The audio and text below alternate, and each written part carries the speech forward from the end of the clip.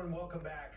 There's nothing more intriguing for me than the world of artificial intelligence. I don't know much about it, but man, I'm all ears. I want to learn and get better yet. I have to learn, and so do you. And we're fortunate to have with us two experts right in the field as it begins to grow. And they were first on with in Silicon Valley, as well as social media, Tristan Harris and Asa Raskin. They are both co-founders of the Center for Humane Technology. Thanks so much for being with us, guys. Absolutely. You and your families have been around cutting-edge technology from day one. What'd your dad do? My father is best known as the inventor of the Macintosh project at Apple. That's a good thing to have in your resume. Yeah. And what about Tristan? You're from a family of technocrats too.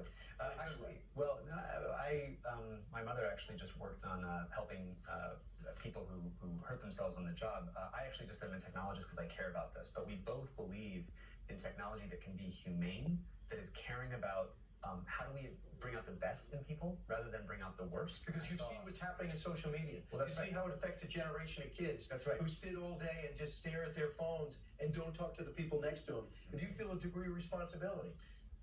So we knew a lot of the people who were actually building. Our friends of mine in college started Instagram. I saw a lot of people at Stanford. There's a lab called the Persuasive Technology Lab. This is all in the film The Social Dilemma, where they went off and they built these products that were all about not how do I help kids be, healthier, better, more developed. Instead, it was just about what keeps their attention. Charlie Munger, Warren Buffett's business partner, said, if you show me the incentive, I will show you the outcome. And what is the business model of social media?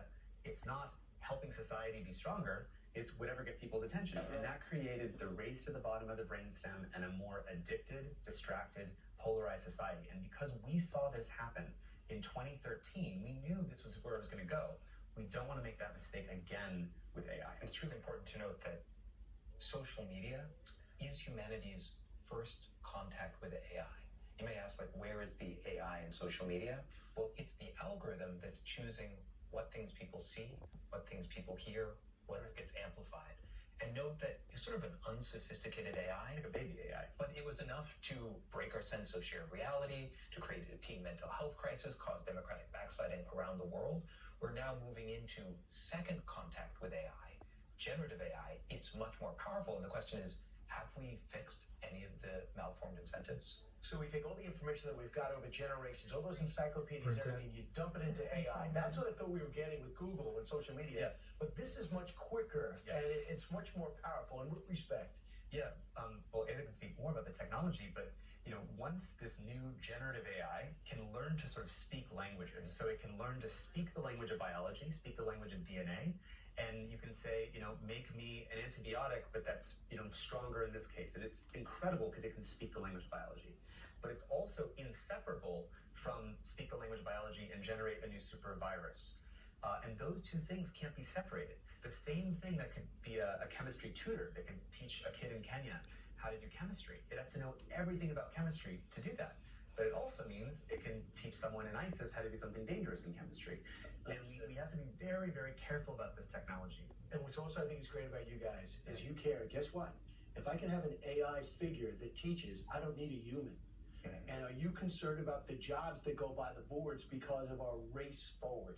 Absolutely. And the thing is that the companies do not have a plan for the hundreds of millions to billion jobs that they are about to displace. Give me an example of what's going to go. Like I saw the Oprah special and they said bricklayers, for example, you don't really need to do it. A lot of the jobs that are relatively maybe monotonous or tedious will go by the boards, might be a good thing.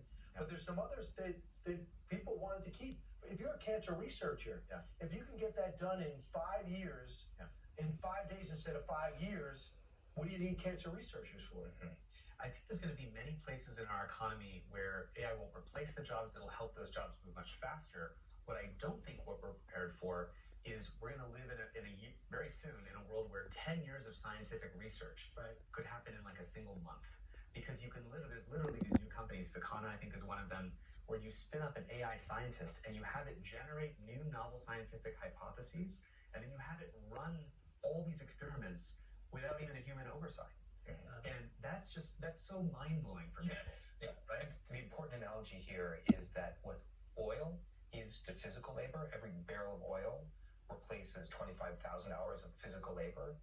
AI is to cognitive labor. Labor of the mind. So that is like when you're writing an email, doing science, working with a teacher, all of those things are forms of cognitive labor. So AI will replace human cognitive labor, and whoever has access to the most sort of like fuel wins. I can feel my brain shrinking right now because I don't need it. I just ask a quick question, I get the email I need or the information I want. Real quick, the other concern people have is China. When you talk about people having different intentions for this technology, listen to Christopher Wray. Than that of every major nation combined, and has stolen more of Americans' personal and corporate data than every nation, big or small, combined. The scale of the threat is significant. If you took the FBI's program and just said, forget Russia, forget Iran, just do nothing but China, the Chinese government's hacking program, they would outnumber us 50 to 1. That mental attitude, that's our adversary in this. You guys are good guys trying to do it right. What if they're trying to do it wrong? A question you should ask is, what is China's greatest AI accelerant today? And the answer, not from us, but from people inside the AI field, say it's Meta. It's America's companies releasing open source AI is causing China to go faster. Yeah. Are you kidding? No, and just in a Senate hearing recently, OpenAI insiders revealed that basically they were not appropriately locking down and securing their AI Why would models. they not do that? So it's like China actually sees OpenAI as maybe one of the biggest accelerants of their progress. You can steal the model. So it's like the Manhattan Project. Like, we're developing this very powerful technology. It's only as safe as it is secure. If you just leak the secrets, we're not going to beat China by running faster and leaving the door wide open for someone to steal it. This is the smartest people in the world, but they don't care enough about their product to provide the security. Tristan Harris, Asa Raskin, thanks so much. The Center for Humane Technology, you're doing the right thing, and I'm glad you're doing it before it's too late. Thanks, guys.